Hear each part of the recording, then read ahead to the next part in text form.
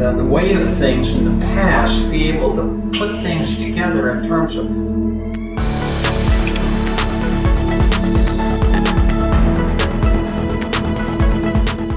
I want to bring the sort of biographical questions and the questions about your work in a fairly general way. I want to bring these to a conclusion here, but in a very personal way. And this is my question. And you have mentioned this somewhat already, and you're saying that you felt even as a boy and a young man, you did feel that you had some quest. There was you wanted to find out about spirit, but this is really, I'm addressing your higher self here. This question, looking back, can you see a direct path to your life's work, running way back into your teens and even childhood? Were the seeds of this path present early on, and were there any key experiences that foreshadowed what was to come? Well, I had a near-death experience when I was very young. I was sent off to boarding school by a British mother who believed that's the way to bring up children. Being a kind of abandoned child does a lot of things to a young child. And they learn to either fend for themselves and acquire a great deal of discipline, or they become marshmallows. And they have a very tough time the rest of their life with coping, because their identity has been kind of taken from them because they feel a lack of parental love. And I didn't have a lack of parental love, it was disengagement. It was just this child needs to be brought up by others. And I'm not saying I wasn't a difficult child. I was always into things and inquiring about things. But I need to say that my past life kind of flew in front of me when I jumped into the middle of a swimming pool, large swimming pool, when I didn't know how to swim. I think I was 5.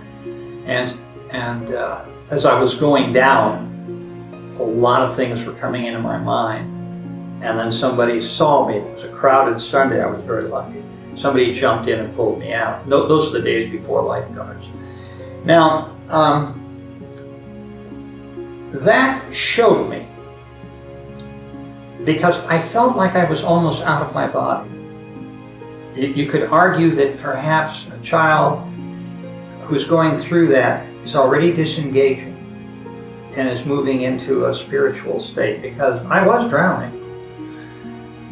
And so I think that you could say perhaps that's where it began, my feeling that this body was temporary, and that there were other things that I didn't understand that could not be seen, because I was seeing things. I began, after that experience, to kind of self-meditate. This was before there were books on meditation and teachers to teach you how to meditate. I sort of began to meditate and dream and think. And I created imaginary worlds for myself where I could kind of get out of my body and look back at all this. I say this just as a prelude to telling you that as time went on, I was not satisfied with the world as a beginning and end. Our world, Earth. I just knew there was something more and that I needed to search for it. And so in the years that followed, I studied a lot of philosophy and psychology and history, archaeology, did a lot of traveling as I got older. Always searching. I spent time in a Buddhist monastery in northern Thailand. But I knew I was close to it, but I hadn't felt I had really discovered what I really wanted to discover. So here I was I mentioned, brought kicking and screaming to the New Age movement. It wasn't until, however, that I had that lady who I described was so lonely and told me about her life in the spirit world, that the aha came over me. And I thought, this is it. This is what I've been waiting all my life for.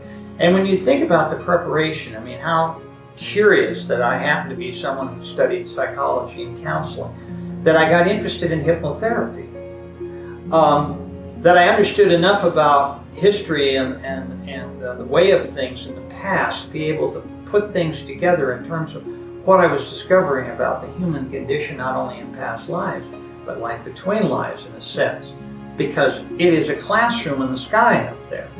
And I became, for a while I was teaching college at night, became a night college teacher. So I understood what it was like to be a teacher. And I was hearing stories of how souls between their lives were being taught. So I integrated with all this. In fact, the word integration is curious because although I initially called our association the Society for Spiritual Regression, it's really spiritual integration that we do. Regression is a hypnosis word. You regress people into the past, but it doesn't apply really so much to life between lives. That's a here and now situation. And we often talk about now time in the spirit world, where there is no past, present, or future. It's all in one frame, it's now time. So that too was something that I had to learn. So I think from a biography standpoint, a lot of things led me to the place where I was ready finally to have the door opened a little bit for me and to see what lay beyond.